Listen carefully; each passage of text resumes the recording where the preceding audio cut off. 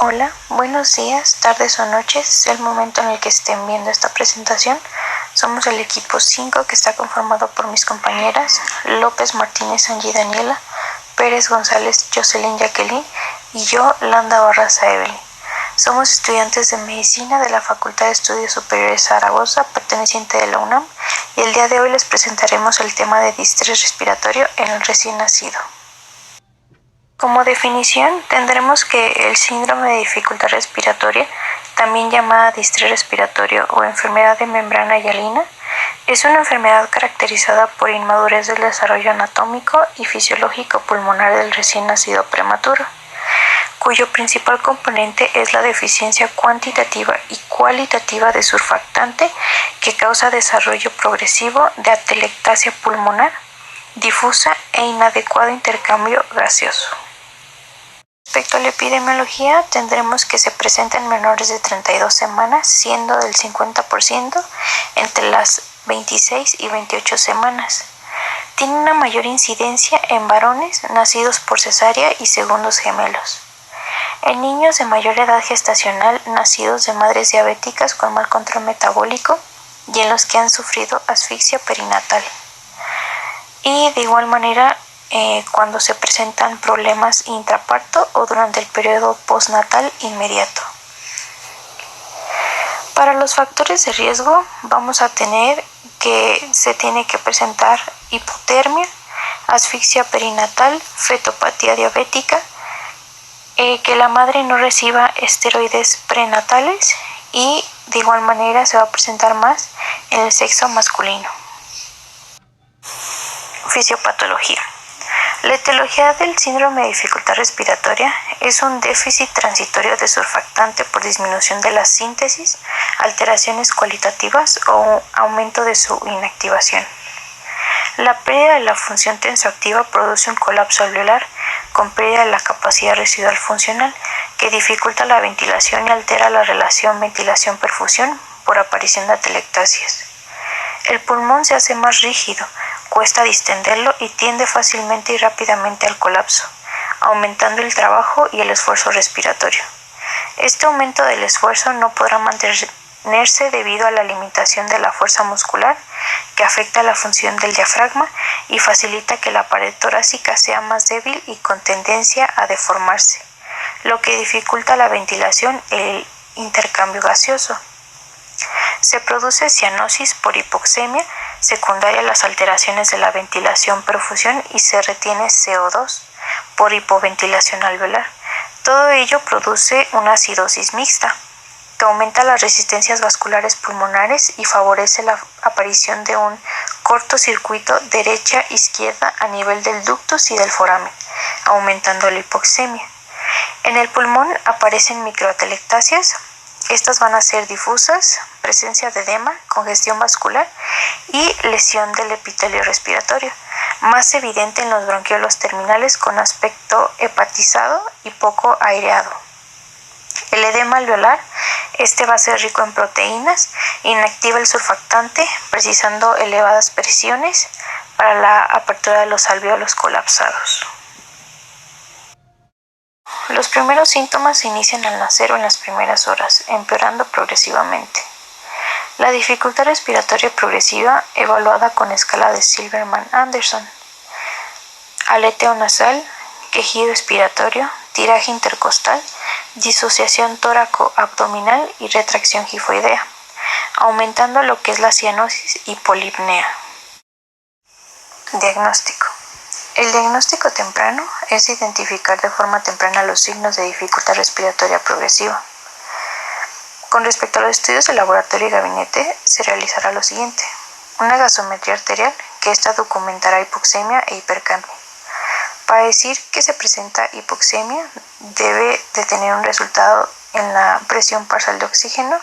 Esta debe ser menor de 50 milímetros de mercurio en aire ambiente o que necesite oxígeno suplementario para lograr una presión parcial de oxígeno mayor de 50 milímetros de mercurio.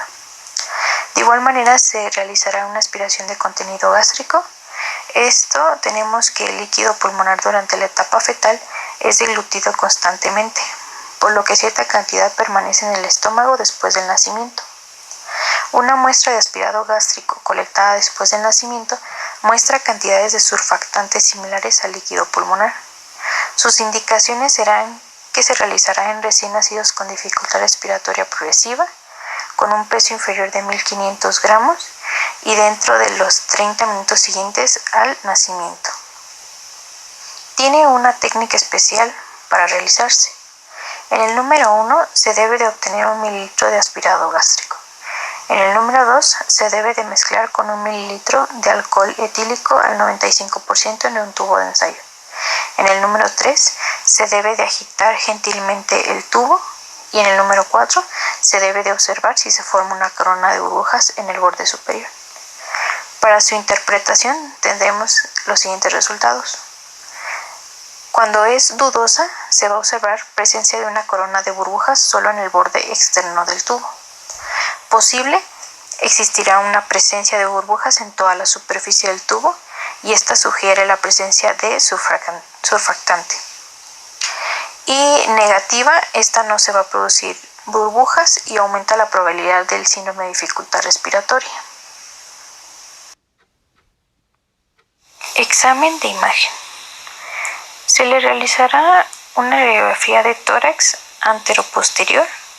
Su indicación principal va a ser a todo recién nacido con dificultad respiratoria dentro de las primeras 8 horas de vida.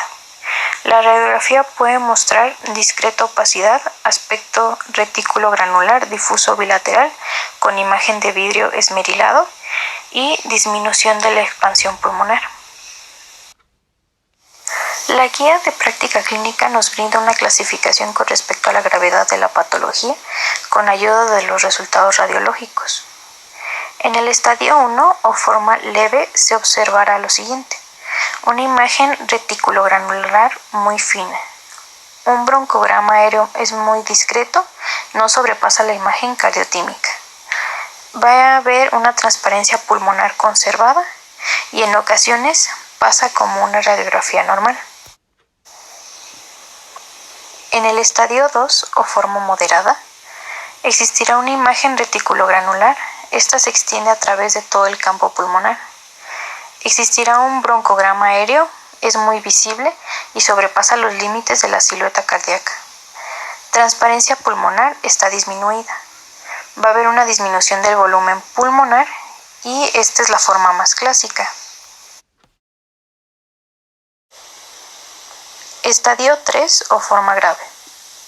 Existirá un infiltrado reticulogranular muy difuso. Los nódulos tienden a hacerse más confluentes. Una mayor visibilidad del broncograma aéreo, pueden verse ya ocupados bronquios del segundo y tercer orden. Transparencia pulmonar está disminuida, pero todavía se distinguen los límites de la silueta cardíaca. Y una disminución del volumen pulmonar. Estadio 4 o forma muy grave. Opacidad del tórax es total, imagen en vidrio esmerilado o despulido. No se distingue la silueta cardíaca ni los límites de los hemidiafragmas. Pudiera observarse broncograma aéreo. Total ausencia de aire pulmonar. Diagnóstico diferencial.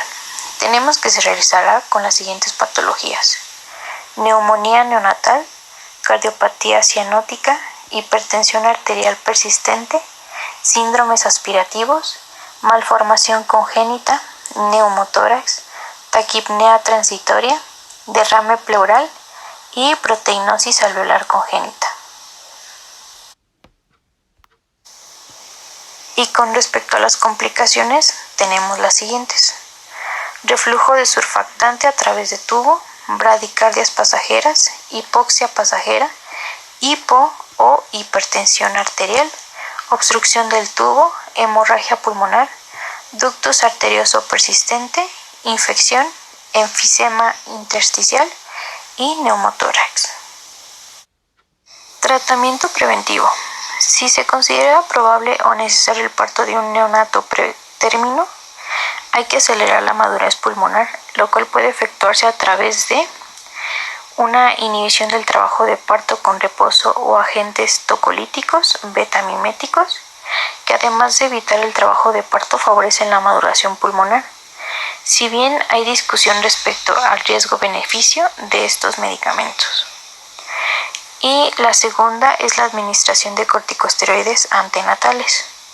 Están indicados en mujeres con riesgo de parto pretérmino, con embarazos de 26 a 34 semanas.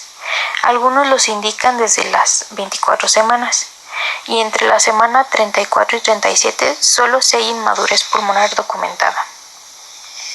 Se deben dar 24-48 horas antes del parto y repetir a la semana en caso de que no hubiese nacido el niño.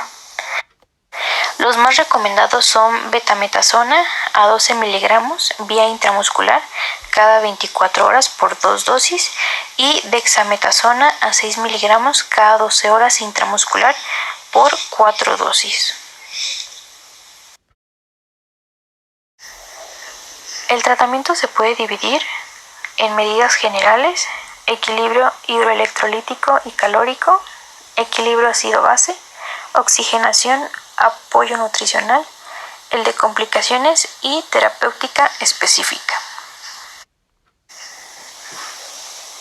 Las medidas generales son las siguientes: ayuno, mantener vías aéreas permeables, mantener normotermia con el paciente en incubadora o cuna de calor radiante, medir uresis uraria, balance estricto de líquidos, vigilar signos vitales, de preferencia con monitores como temperatura, tensión arterial, frecuencia cardíaca y respiratoria, saturación de oxígeno y llenado capilar. Y finalmente instalar catéter en arteria y venas umbilicales. Equilibrio hidroelectrolítico y calórico. Se logra al administrar soluciones a 65 y 85 mililitros kilogramo por día para las primeras 48 horas, de 90 a 120 mililitros kilogramo por día para el tercero y cuarto día, y 120 a 140 mililitros kilogramo por día posteriormente. A menor edad gestacional, mayor son los requerimientos hídricos o también si el paciente está en fototerapia o cuna de calor radiante. Esto es una guía general que se ajustará individualmente en función del estado hídrico, balance de líquidos, uresis horaria y determinación seriada de electrolitos y densidad urinaria. Respecto al tipo de soluciones, en general en las primeras 48 horas no se requieren electrolitos y solo se administra solución glucosada al 10%. A partir del tercer día se agregará sodio y potasio a 2-3 miliequivalentes kilogramo por día. El aporte calórico debe cubrir 30-40 calorías kilogramo por día, al inicio con 6 miligramos kilogramo minuto de glucosa y un aumento de acuerdo con la tolerancia y niveles de glucemia por destroxis cada 4 o 8 horas. Debe recordarse que a menor edad gestacional disminuye la tolerancia a la glucosa y que puede haber hiperglucemia, en particular en los menores de 1000 gramos, en quienes se iniciará con solución glucosada al 5%. El uso temprano de la nutrición parenteral disminuye la hiperglucemia y evita el deterioro nutricional.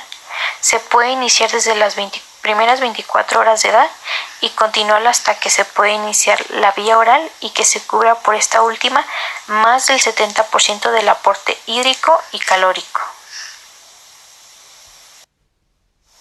Equilibrio ácido-base.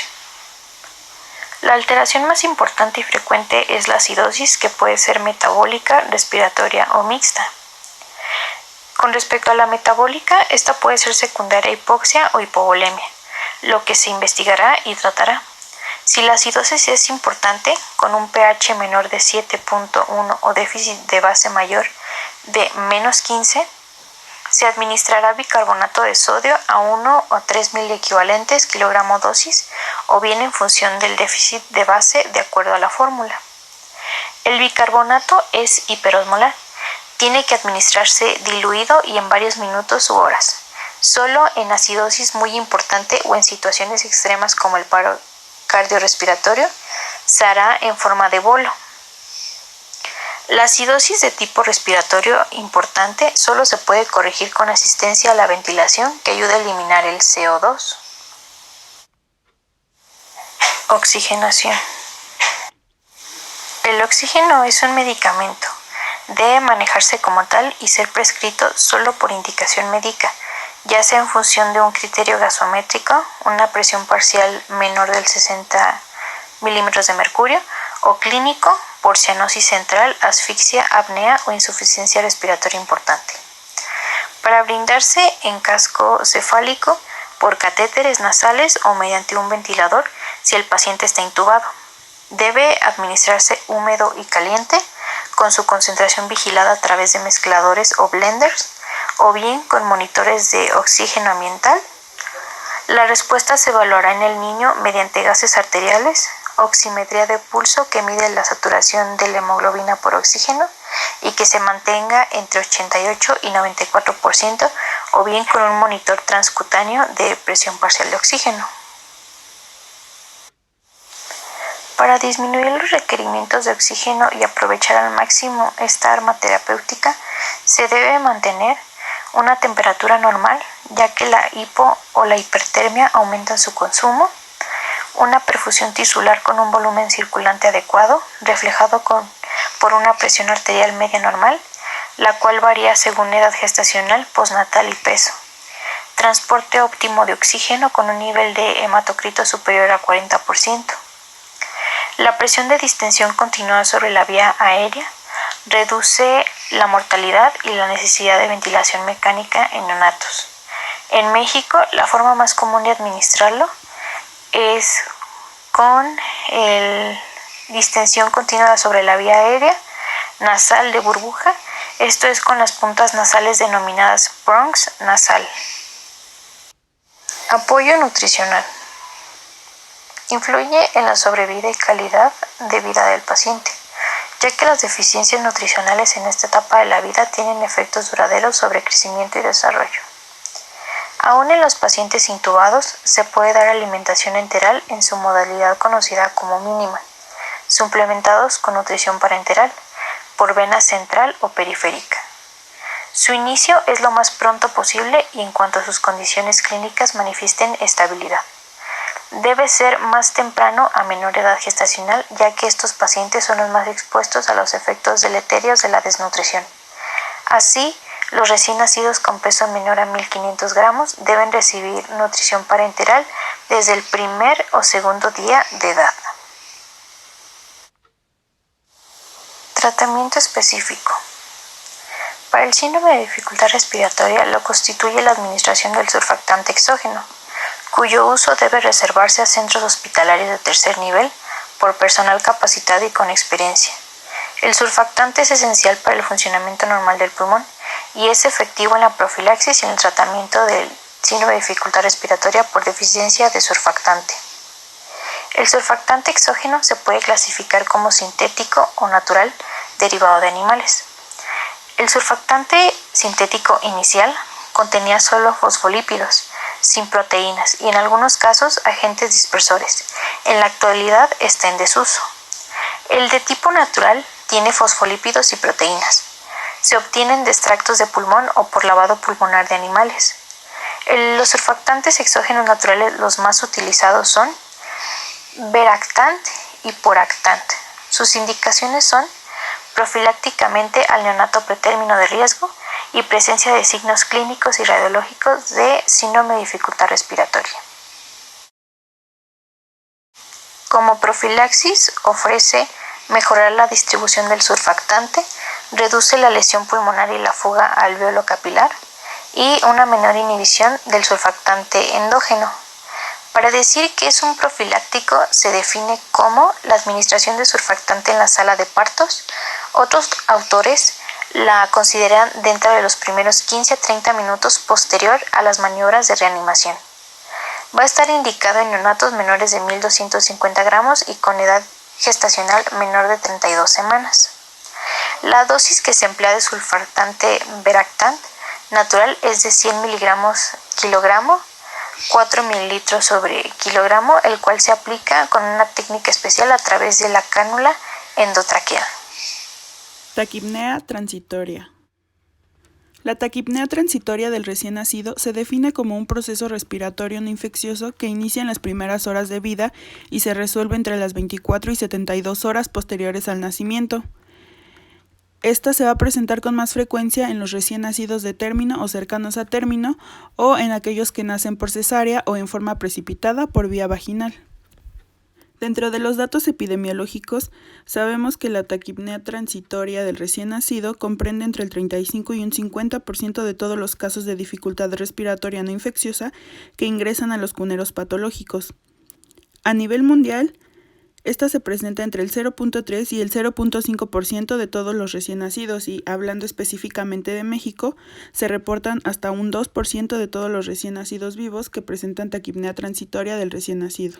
En cuanto a su fisiopatología, tenemos que comprender que al momento del nacimiento el epitelio pulmonar del recién nacido, que durante el embarazo es un activo secretor de cloro y líquido hacia los alvéolos, tiene que cambiar y se va a convertir en un activo absorbedor de sodio, así como de líquido, esto en respuesta a la circulación de catecolaminas secretadas durante el trabajo de parto, que a su vez van a estimular a los canales epiteliales de sodio. El líquido pulmonar reabsorbido va a ser drenado a través de los linfáticos a la circulación venosa pulmonar, y aquel líquido que no logró ser absorbido a través de los canales de sodio se va a eliminar, esto como consecuencia de la vasodilatación capilar producida por el incremento en la presión de oxígeno que ocurre con las primeras ventilaciones.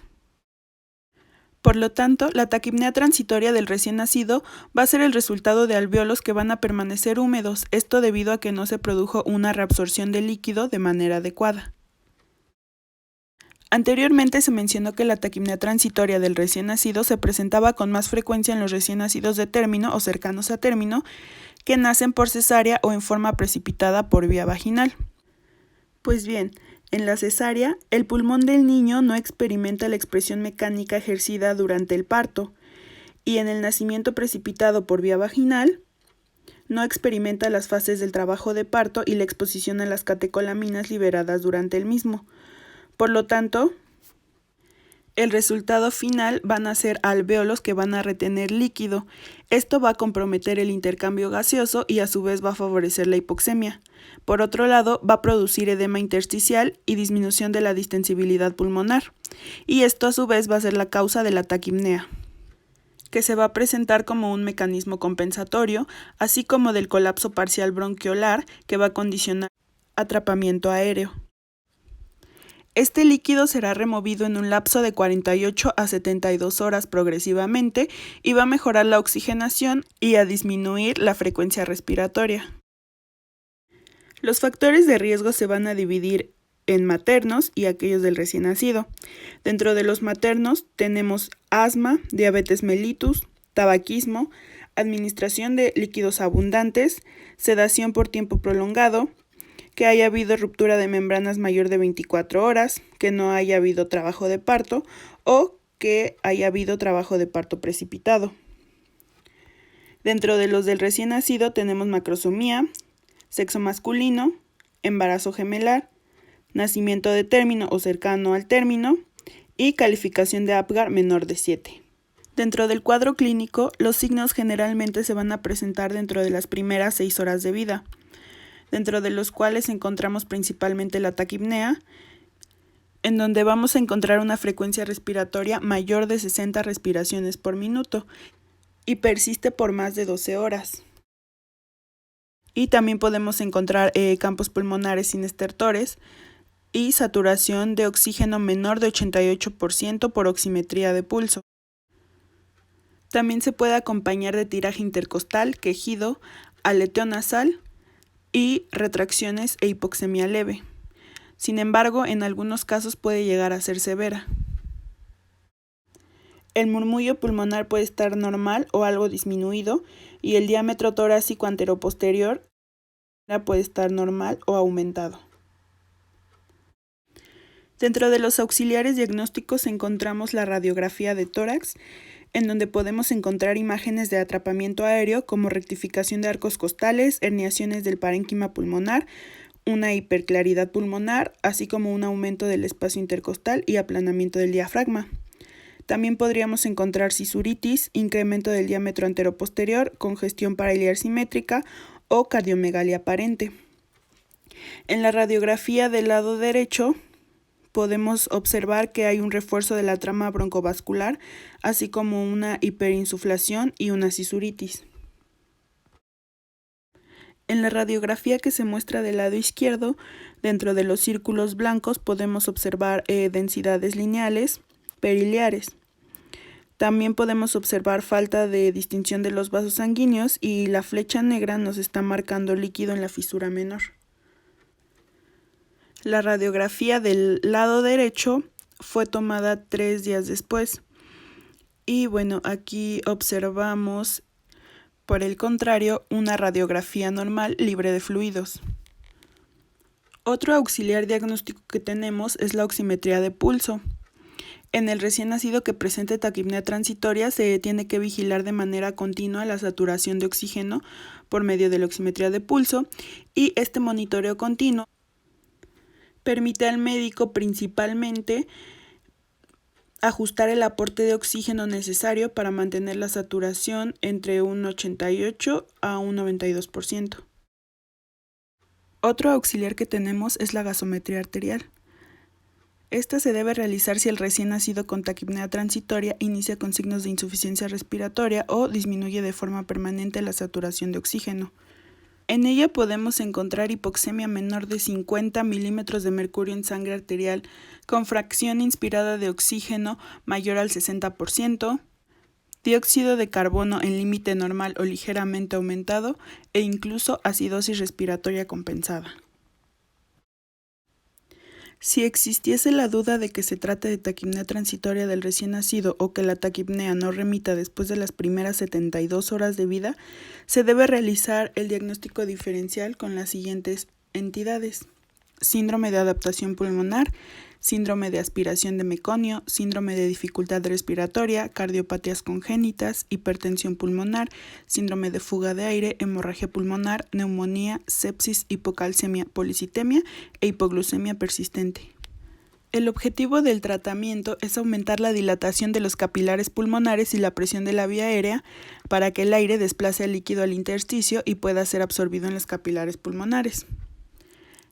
Esto se puede lograr mediante la administración de oxígeno suplementario el 40% por casco cefálico. El objetivo como tal es mantener saturaciones de oxígeno medidas por oximetría de pulso entre 88 y 95%. También encontramos la presión positiva continua de la vía aérea o CPAP, por sus siglas en inglés. La presión positiva continua de la vía aérea se va a lograr con la aplicación de presión con muy pocos centímetros de agua. El CPAP consiste en mantener una presión supraatmosférica durante la expiración en un paciente que respira espontáneamente, y el CPAP óptimo va a ser aquel que permita la máxima entrega de oxígeno a los tejidos sin que disminuya el gasto cardíaco. Este va a disminuir el riesgo de intubación y va a cortar el tiempo de uso de ventilación mecánica en los casos que lo requieran.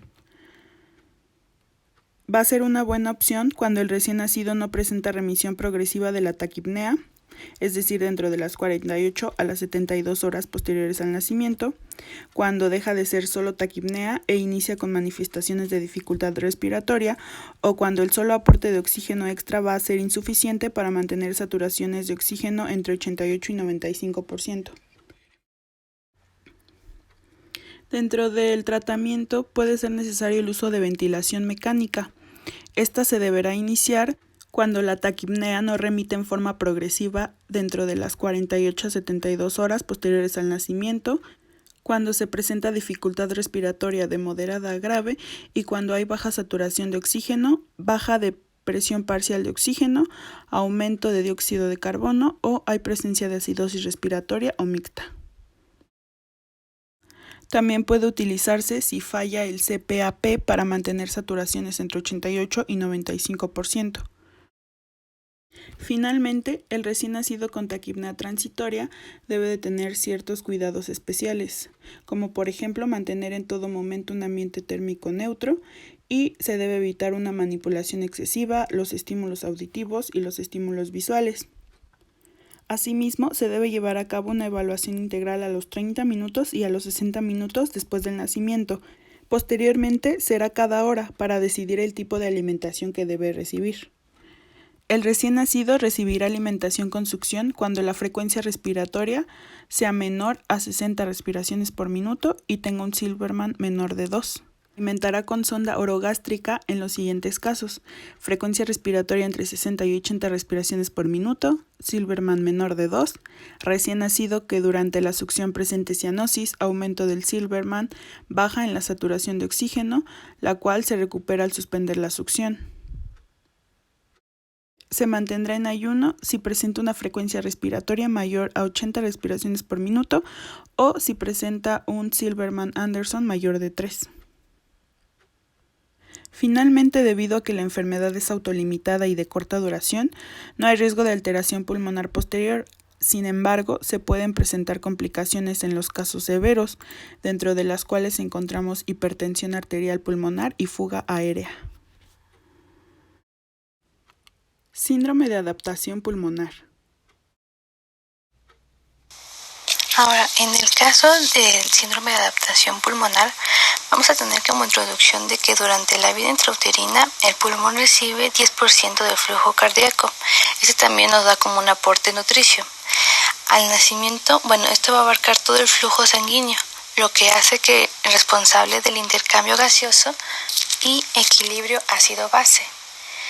También el pulmón al nacimiento va a sufrir una serie de adaptaciones trascendentes. Esto como tal va a ser el reemplazo del líquido pulmonar por aire, que esto va a ser un fenómeno que va a requerir la aplicación de las presiones transpulmonares elevadas para lograr insuflar el pulmón en las primeras respiraciones. Estas fuerzas deben superar 3 elementos: la viscosidad del líquido pulmonar, la tensión superficial, la resistencia de los tejidos. El líquido pulmonar va a ser de 30 a 35 milímetros por kilogramo. Parte de este se va a eliminar por la boca durante el parto. El resto se va a reabsorber a los capilares linfáticos y pulmonares. Esta serie de cambios que se van a producir en el recién nacido son una serie de cambios fisiológicos que se inician desde la primera respiración y terminan aproximadamente a las 15 horas de vida. Este periodo se le va a conocer como transición e involucra cambios a nivel cardiorrespiratorio, metabólico, neurológico y hormonal. Ahora, en este cuadro de la transición en la respiración, vamos a tener que en el cambio en el parto va a ser de que el recién nacido va a respirar, en la cual se van a aplicar las pinzas al cordón umbilical separando la placenta del bebé. Esto nos da como resultado de que el recién nacido va a utilizar sus pulmones en lugar de la placenta para el intercambio gaseoso. También se va a tener de que se va a absorber el líquido en los alvéolos. Esto igual da resultado, el aire va a reemplazar el líquido en los alvéolos. El oxígeno pasa de los alvéolos hacia los vasos sanguíneos del pulmón y el CO2 pasa a los alvéolos para ser exhalado.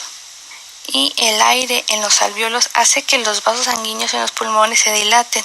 Esto también va a resultar de que aumenta el flujo sanguíneo pulmonar y el conducto arterioso se contrae gradualmente. Como definición del síndrome de adaptación pulmonar va a ser el proceso autolimitado de adaptación del medio intrauterino al extrauterino, que por lo regular no tiene una duración mayor a las 12 horas. Ahora, en las causas que alteran la eliminación del líquido pulmonar, vamos a tener el nacimiento por cesárea, un parto inducido, la prematurez, el nacimiento sin trabajo de parto, la asfixia, también se van a tener los medicamentos maternos e hijo de madre diabética. Estas van a ser las causas que alteran la adaptación pulmonar, lo cual van a ser la hipoxia y la acidosis, la hipertermia, el periodo expulsivo prolongado. En el cuadro clínico se va a tener que el recién nacido va a tener dificultad respiratoria, acrocianosis, una saturación de oxígeno menor a 85%, una elevación de la frecuencia cardíaca. Estos síntomas van a desaparecer a las pocas horas administrando oxígeno, de 1 a 12 horas. En cuanto a la exploración física, se va a tener que hay retracción sifoidea, el aleteo nasal, el tiraje intercostal, la disociación toracoabdominal, la polipnea y la acrocionosis, como ya se había mencionado. En los exámenes de laboratorio y gabinete se va a pedir lo que es una radiografía de tórax, que por lo general se puede observar de manera normal. Igual una gasometría, en la cual se va a enfrentar una acidosis respiratoria, la presión parcial de oxígeno que pueda estar baja. En el caso de esta radiografía de tórax se puede ver un leve aumento de la trama vascular. Ahora, en lo que va a ser las medidas del tratamiento, pues se va a tener lo que va a ser la aspiración de las secreciones, la oxigenoterapia, y en el caso de la vía enteral, si la frecuencia respiratoria es mayor a 80 respiraciones por minuto, se va a mantener el ayuno y dejar en líquidos intravenosos. Ahora, como pronóstico, se va a tener de que generalmente pues no va a presentar complicaciones. Va a remitir en 1 a 12 horas con la administración pues del oxígeno. Como conclusión, se va a tener de que es un proceso de adaptación del medio intrauterino al medio externo de comportamiento benigno, que en la cual va a estar autolimitado, que por regular pues no va a tener una duración mayor de 12 horas.